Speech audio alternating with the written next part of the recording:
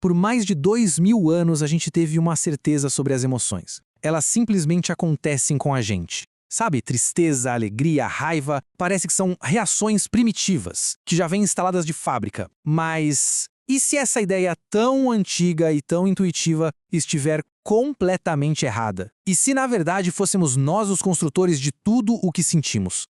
Essa é a grande pergunta que a gente vai investigar aqui. A crença de que as emoções são universais e automáticas é tão forte que moldou praticamente tudo, desde a filosofia lá na Grécia Antiga até os roteiros de cinema de hoje. E por séculos a resposta para essa pergunta parecia ser um sonoro sim. Essa é a chamada visão clássica da emoção. Ela está tão enraizada na nossa cultura que a gente vê em todo lugar, sabe? Dos ensinamentos de Platão até as animações da Pixar que ensinam para as crianças que as emoções são personagens diferentes dentro da nossa cabeça. E, vamos combinar, parece fazer todo sentido. Essa suposição de 2000 anos é a tal da visão clássica da emoção. É uma ideia poderosa, muito intuitiva, mas a ciência mais recente está contando uma história completamente diferente, que desafia a nossa própria compreensão de quem a gente é. O debate se resume a isso aqui, ó. De um lado, a visão clássica, que diz que as emoções são acionadas na gente tipo reflexos universais. Do outro, a teoria da emoção construída, que propõe algo bem radical. As emoções são feitas por nós. Nós somos os arquitetos delas. Então, vamos pensar. Se a visão clássica estivesse certa, a gente deveria ser capaz de encontrar umas impressões digitais biológicas para cada emoção, né? Um padrão consistente para o corpo sentir raiva, outro para alegria e por aí vai. Pois bem, a ciência passou décadas procurando por elas. E qual foi o resultado? A busca falhou. Em todos os sentidos. Não existe um único padrão de movimentos do rosto para a raiva que seja universal.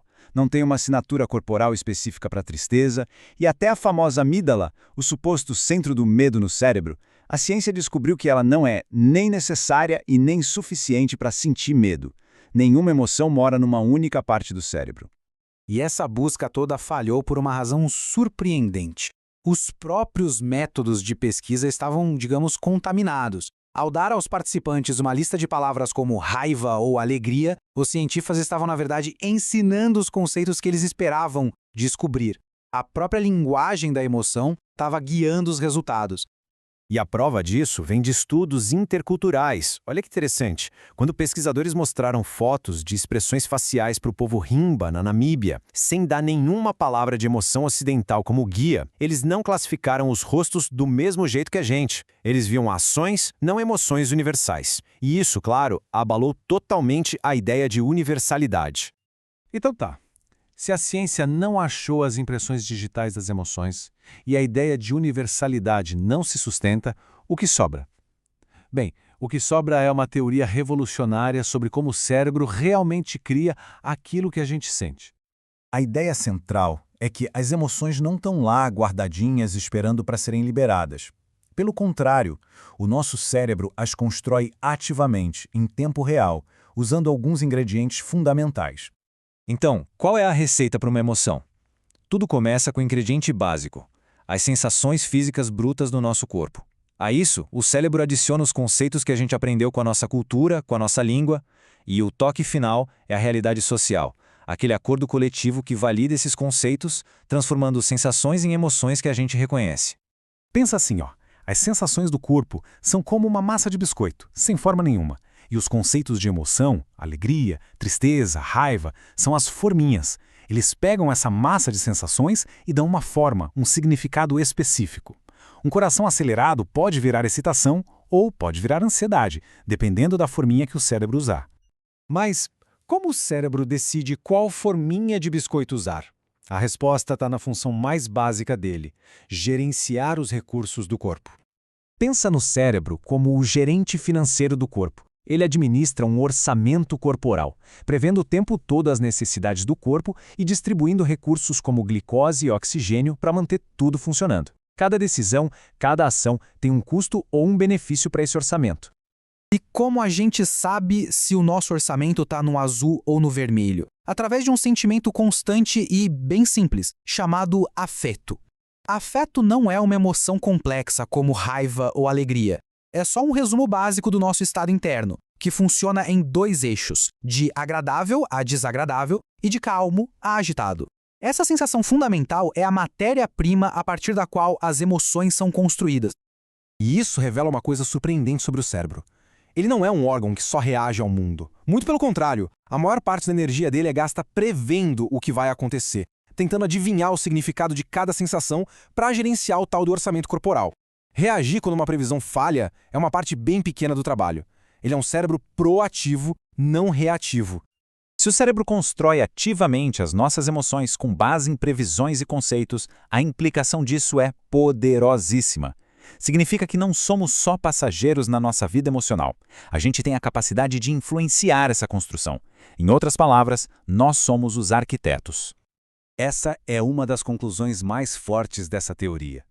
Como o cérebro se molda através da experiência, as ações de hoje literalmente constroem o cérebro e a mente de amanhã. Temos o poder de influenciar a nossa própria construção. Então, como a gente pode se tornar arquitetos melhores de emoções? Existem 2 caminhos principais. O primeiro é gerenciar o ingrediente básico, nosso orçamento corporal. E o segundo é refinar as nossas ferramentas de construção, os nossos conceitos. Manter o orçamento corporal equilibrado é fundamental. E as formas de fazer isso são até bem familiares, mas agora ganham uma justificativa científica clara. Comer bem, dormir o suficiente, se exercitar, não é só para a saúde física, é a base para uma saúde emocional forte. O segundo caminho é aumentar a granularidade emocional. Isso significa ter um conjunto de conceitos mais rico e preciso. Em vez de simplesmente se sentir mal, uma pessoa com alta granularidade consegue distinguir entre estar irritada, frustrada, desapontada ou angustiada. E essa precisão permite uma resposta muito mais eficaz. Uma das maneiras mais diretas de aumentar a granularidade é aprender novas palavras de emoção. Cada palavra nova é uma ferramenta nova, uma forminha de biscoito nova. Aprender o que Gisele significa não apenas descreve um sentimento, mas nos permite construir esse sentimento e até buscá-lo ativamente.